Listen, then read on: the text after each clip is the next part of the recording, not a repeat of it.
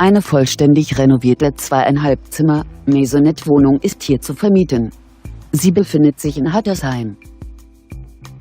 Das Objekt wurde 1992 erbaut und wird über eine Zentralheizung beheizt. Die Wohnung verfügt über einen Balkon, eine Einbauküche sowie einen Keller.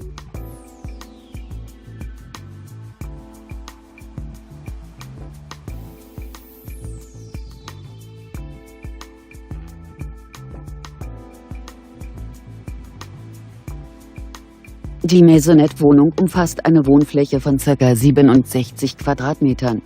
Die Kaltmiete dieser Maisonette-Wohnung beläuft sich auf 820 €. Für weitere Informationen stehen wir Ihnen unter eingeblendetem Kontakt gern zur Verfügung.